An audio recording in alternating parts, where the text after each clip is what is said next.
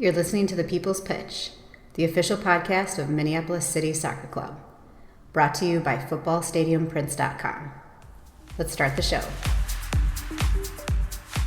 And as I talked about just a couple minutes ago, as Joe Watt stands over this one, he appears to be the one taking the penalty here. This is a huge confidence booster if you're Duluth. Worst case scenario for City right here. And it stopped! Yes! And it stopped! Totally redeems himself. Matt Elder redeeming himself. Oliver with the right foot. The shot is goal! Oliver! Justin Oliver will break the scoreless tie. And it is 1-0 Minneapolis City. It's Hutton now on the offense with the left foot. And it is now 2-0 Minneapolis City. Good finish. Nick Hutton taking his quick victory lap. This is your home of lower league off-season shenanigans. It is the People's Pitch podcast. Hello. I am your host, Nate Morales. Joining me, as always, is the man with the sneakiest soccer Rolodex in all of Minnesota. It's Minneapolis City co-founder John Bisworm. John, you're a few days from a long stint of travel, so glad you could make room on your calendar for the little people in your life. Yeah, absolutely. You know, I'm more than happy to make room for all of the folks that sit further rungs down the ladder than I do. So it's no problem. Yeah, I'm happy to do it.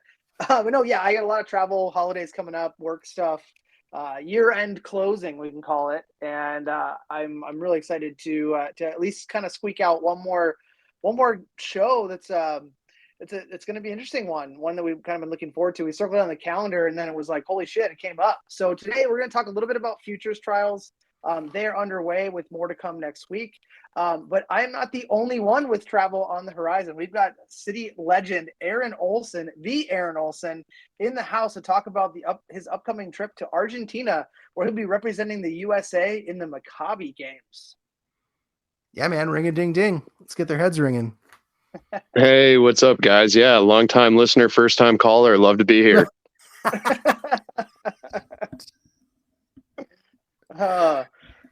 Well, let's just dive in, Nate. Yeah, man. Let's just get right after our AO portion of the show here. I looked it up, and it was way back in May of 2018 when Aaron made his first appearance on the pod, which happens to be exactly 200 episodes ago. And since then, he's been a favorite for us to feature in things like post-game interviews, on-field wrap-ups, really anytime we can get a mic in his face. So we got to welcome the man, the myth, the legend, Aaron Olson. Aaron, how have you been? Oh, I've been great. Yeah, thanks for that intro. So kind. Just, trying to stay in shape in the off season. And one of those ways is by joining this initiative, this team, USA for the Maccabi Games in Argentina. Well, back in episode 45, when we were still figuring out how to run audio equipment, you joined us after season one of it was kind of like the first off season we had, and you talked about your history competing in the Pan American Maccabi Games, specifically in 2007 when you went as a U18 player. And here you are, over 15 years later, you're heading back as a full-fledged adult. Talk a little bit about the Pan American Games in general and your first call up back in 2007. How'd you hear about it? All that stuff. I first got started with Maccabi Games at the domestic level. The urban JCCs across all the states put that together regionally every year. So I was playing with the St. Paul JCC, and that's kind of how I found out about the more international scene, the more competitive level. And as I became of age to join one of those teams, the juniors, U16 to U18, I just thought that it was an opportunity I didn't want to pass up. Difference being back then to now, I funded my own way. So that's why I haven't been back since. Gets a little expensive to jump on a flight and pay for a hotel. Jews aren't cheap. Contrary to popular belief. Wow. All right. So I think if this year and the first time you talked about it is any indicator of how it goes, you run up against teams from Brazil, from Uruguay, from Argentina, from Mexico. All these countries and more are going to be competing at these games, all made up of members of the Jewish community. Was that eye-opening for a young Aaron Olson to see and to experience? Like, holy shit, there are Mexican Jews. Yeah, definitely. Just to see the fact that the culture expands further than your own boundaries, and to see all the different sort of races of Jews. I'll say that. I mean, we are one race, but you think of we're one race, but you don't really think that can mean different skin colors as well. So, yeah, it was eye opening. I'd say the biggest eye opener was just the level of talent. As a youth at that level. Those Pan American teams have a certain style they like to play, very technical, very smooth, and they use the ball and the field in ways that I had never ran up against in playing, summer club soccer in Minnesota, and the region of the Midwest. So that, I think, was the biggest eye opener. Yeah, I'm looking down at the roster that you sent over to us, and like, holy cow! Like, I the collection of the team, which we'll get into in a little bit, is pretty impressive. But how does the selection work? Like the selection process for the team? Was there a trial period, or did like the leadership of the team just like pick up the phone because you were in their Rolodex from back in your junior stint? The games themselves are on a 4-year cadence, right? There's the true Maccabi, the global Maccabi Games, which are held in Israel. And then there's the Pan Am Games, which is offset from that, kind of like Summer Winter Olympics. I believe there's one other version. It might be European, it might be Australian. But for the Israeli games, there is actually a tryout that is held. And those tryouts are held regionally across the U.S. At varying times. And then once the team is put together, the team itself has training sessions, I think usually in Florida, before the team goes to Israel. For the Pan Am Games, there's just not that level of funding from the organization. At least that's my best assumption. We won't be having any training sessions in the U.S. prior to heading down. There was no formal tryout. It was strictly an application of player profile that I submitted, and then waited for about 3 months while they deliberated who they were going to choose. I actually called in because I was, I like to be modest, but I was a little surprised it was taking so long. But yeah, as we might get into in a little bit, John, like you said, when I looked at the roster of the players they selected, I understood why it may have taken them that long. Yeah, I mean, looking at that roster, it's a mix of veteran talent like yourself, along with some younger players that are just out of college or still in school. I see some players from the NISA, some players that went to the University of Vermont, probably could play for Vermont Green, so other fellow UPSL or NPSL players. USL2 players, but you have the dubious honor of being the co-elder of the team. But there's plenty of guys with experience playing on it. And you already kind of answered this, that there are really no opportunities to practice together and gel ahead of the competition. I mean, how is everyone? I mean, some of these kids are 21, 22, 24, all the way up to you, and some of the other guys in your early 30s. Like, how are you going to come together? How do you expect to come together? Yeah, great question. I mean, everything else being equal, I'd say it's normally, that'd be some adversity that a team would have to face.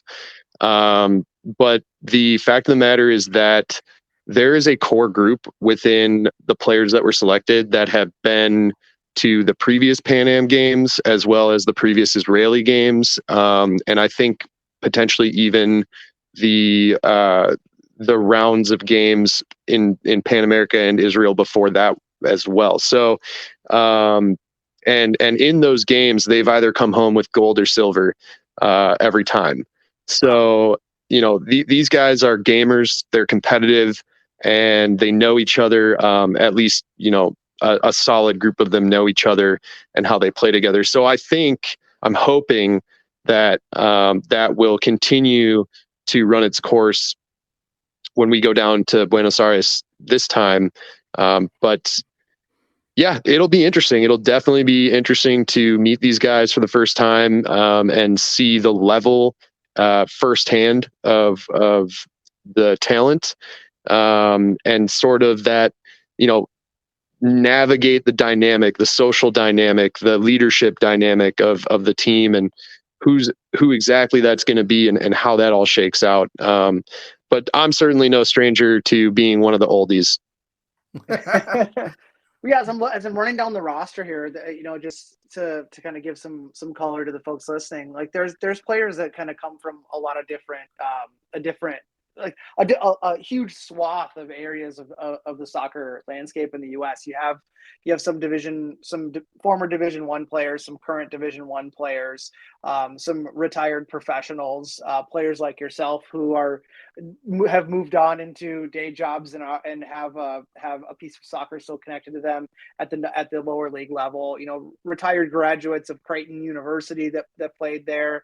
I see Dan Cohen is on the team, I believe. His name rang around the MLS circles for a handful of years. So you're from on paper, what you're saying rings true, that these guys can play, and it's not just grabbing whoever they can get. Again, that might speak to the selection process of why it was so long. But do you have a previous relationship with any of these players like that you played with in the past?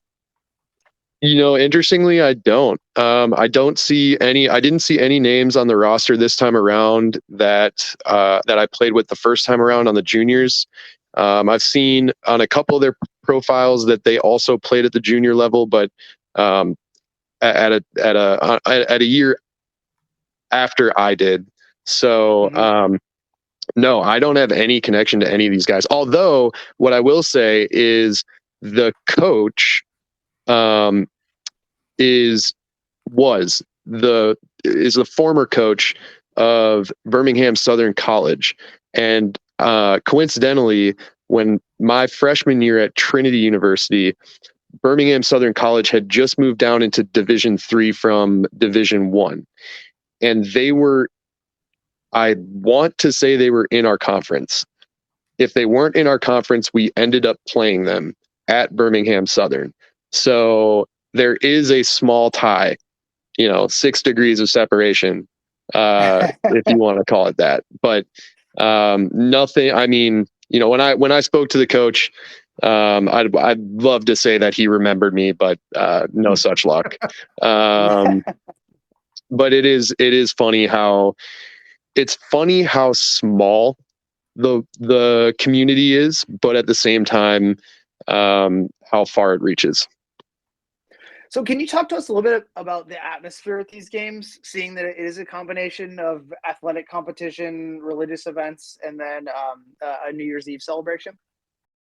Yeah. So what I tell people is that, who are not familiar with the Jewish community or the Maccabi Games at large, is that it's basically like the Jewish Olympics. Obviously, it's not the Olympics in terms of the notoriety, the publicity, or the general level of talent of athlete, but in terms of environment and what the games provide from a social aspect, it absolutely is. There's not necessarily an athlete's village, but the entire Team USA is put up basically in one of 3 hotels.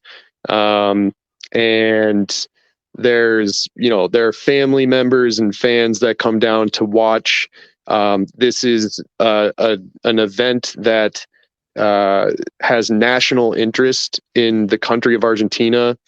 And especially because something that may not be well known is that Argentina has I believe it's the 5th or 6th largest Jewish population outside of Israel. So it's something that the country prides itself in being able to host, and doesn't spare any sort of expense isn't the right word, but they go all out in terms of making it a memorable event for anybody who participates. Sure. Well, make sure you check your meals so that none of the opposing teams, now that we found out how serious it is, poison your food or anything. You don't get a stomach bug when the Jewish Mexicans roll into the hotel. And you said like the entire Team USA stays at the same hotel, and that means across all sports, right? Correct. And there's quite a few from what I'm looking at. It's everything from, I think they added pickleball this year, but I mean it's all your typical Olympic sports, which is pretty big. I mean that's phenomenal that's got to be a huge crew. What is it? I guess when you get the call, Aaron, what does it mean to you to get that call to play in these games, and how has your perspective on that changed since you were 18? Well, I mean, it's always a point of pride. It's always an honor and a privilege to be named to a team like this. No matter the pretense of what tournament you're going to or why the team is being put together. It's always humbling to be able to send your player profile into an administrative group that is looking at you as one out of potentially 100 to 200 other people that are trying to make their case to be on a team of 24. No, not even 19. I think is the number that they're ending up bringing down for the soccer team specifically. So, I mean, huge honor in that sense of just making that cut, but then all the added honor and privilege of representing our country as well as the religion. So, I mean, I'm super pleased to be going down and to be able to do it. And I guess I'd say the difference, my perspective has changed a little bit since I went down the first time. The first time I was just a little shit in high school. So I don't know. I don't know. I wasn't paying too much attention to, I think, the culture of Argentina and everything. I think I was just worried about scoring goals and, trying to talk to ladies. This time around, I'm much more interested in attempting to, experience the city of Buenos Aires, the country of Argentina, understand the similarities that reach across borders in terms of the culture and the religion, and really try to make connections, lasting connections with my teammates as well as potentially some other people from around the world. Yeah, I mean, there's a maturity to that, right? Where it's like you said, you go down as an 18-year-old and you're just like, where do I get wasted? Where can I between games? And as long as I don't make a fool out of myself out there. Were you already committed to Trinity when you went down the first time, or did you think that was maybe an opportunity to kind of build your portfolio a little bit? Ooh, yeah, good question. I do think that I was already committed to Trinity. I did early admission at Trinity. So I'm trying to remember. I think best bet is that I was already admitted. Yeah. But it certainly would be for any student that is looking at colleges and has not yet committed or has not yet gotten a call from that one coach. I do think it would be a resume builder. Right. Yeah, that was kind of what I was thinking. Yeah. Wondering if that was kind of where you were at. I mean, the time. when we went down when I was 17 or 18, when we went down, we got our butts handed to us. I won't lie. And I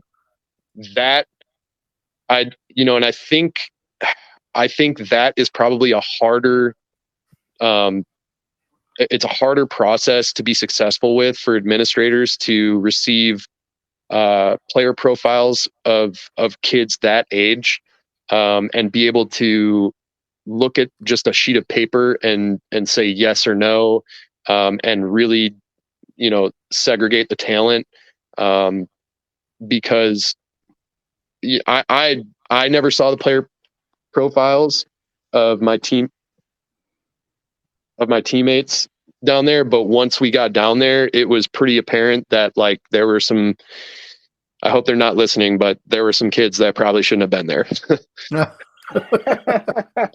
yeah, that happens when you don't have a proper trial process, really. I mean, it's difficult to look at someone on paper, and as we see at Minneapolis City with some of our trialists, you read the profile and you're like, all right, I'm going to put a star next to this one, and then the proof all of a sudden has flies in the pudding, and you're like, what is this the same person? Yeah, true. Well, AO, it looks like opening ceremonies begin on Thursday, December 28th, and then the games roll through outside of an exception made on Shabbat on the 29th. But games look to be starting right after those opening ceremonies, if not before them. Is there any way that you've heard that we could potentially catch these games online so we can cheer on a member of the murder? Yes, I hope so. That's been a frequent question posted in the WhatsApp thread, the group that we've got going on with our teammates and coaches. The coaches believe there will be. I think there has been in the past. Oh, nice. There's been streams available.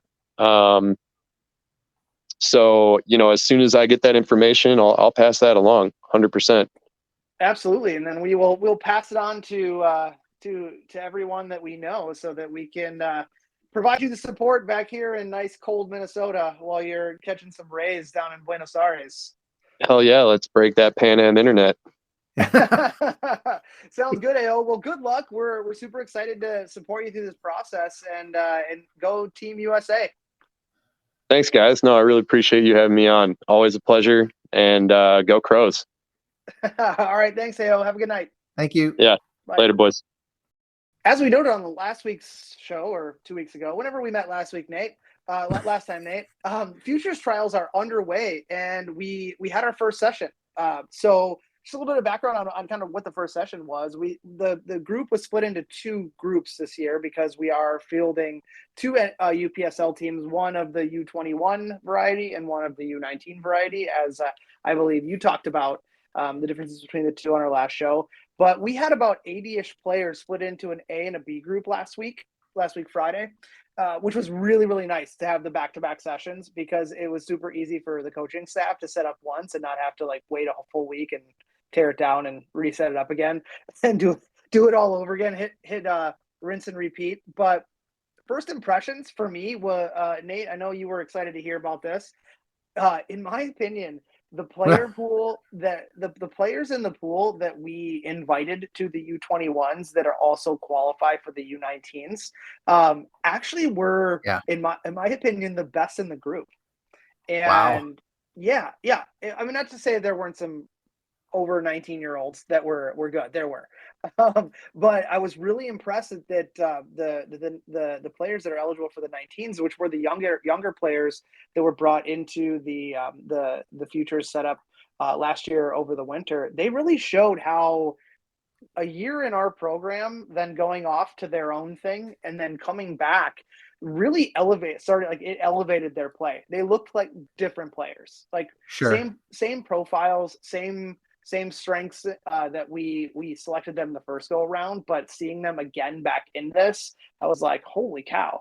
I believe one of the players that was really impressive was Elijah Faring, who I know you know from work with high school work with Olin, but he came back a totally different player. And I was like, I put a star next to him, was like, it's going to be a difficult decision. Which group is he added to? So stuff like that went on. Which is interesting because he was hurt and out a lot of that high school season. So that's good. You just kind of learn from the environment. I was looking at the pool, and there were something like, I don't know, 11 or so, maybe a dozen guys that were probably U19s that were elevated, that were, like you said, from the futures program last year. I saw Hudson Benitez on that list too. Oh man, he played That well. kid He is played really well. really good. So that's it. That kind of confirms what I had thought. It's like, yeah, I bet it was just, who were the guys in the futures program last year that fall in the U19 group, but probably were identified as like, just come back and see if you can push yourself. And it sounds like it was working. Yeah, and I mean there was a handful of players where we were like, yes, maybe. Let's see what Group B looks like. And how they do in the next phase of the trial, to make the decision on whether or not they're in the 21 picture or not. But I mean, overall, I think that, it was a typical futures tryout. What we ran the players through some physical testing as well as some fitness testing, and then had them just play. So it was really, really nice to see them play. But I was surprised to find out afterwards when we kind of had the coaches get together, that all of the players from last year's UPSL team, that are in-town guys were given a spot in the winter program. So they're deciding to elevate those players as a carrot at the end of the stick to bring them back in. To say like, hey, you don't have to go through the trial process if you don't want to. But there were some players that obviously like they'd say no or whatever. But if you're kind of crunching the numbers, that means that out of the 80-ish or so players that we had, around 40, there's around 35 spots that are actually available for those 80 players to join the program at the 21 level. And then obviously a full 45-ish, maybe 50 that we have to bring in for the 19s to fill the space. Since it's new, and we may see some of those 19s get elevated to the 21 setup. So it's definitely an opportunity for a lot of players. There's still space available on the rosters, as we just mentioned, but there's also space limited at the trials. So if you know anyone that is interested in either age group, the 21s or the 19s, you can go to mplscitysc.com and head on over to the futures tab, and all the information is there. The U19 group gets started up next Tuesday night. That's birth years of 2006 through 2008. Man, that makes me feel super old. Yeah. The fee is $99, and the first Group A is at 7 p.m. and Group B is at 8:30 p.m. At the Savage Dome, which is a great name. The Murder at the Savage Dome. That's a t-shirt. Yeah, that is a t-shirt. And then on December 22nd, right before the holidays, no pun intended, at Winter Park in Eden Prairie, Group A starting at 7 o'clock p.m. again, and then Group B starting at 8:30 p.m. So again, head on over to mplscitysc.com under futures in the navigation, and you can get all the information there.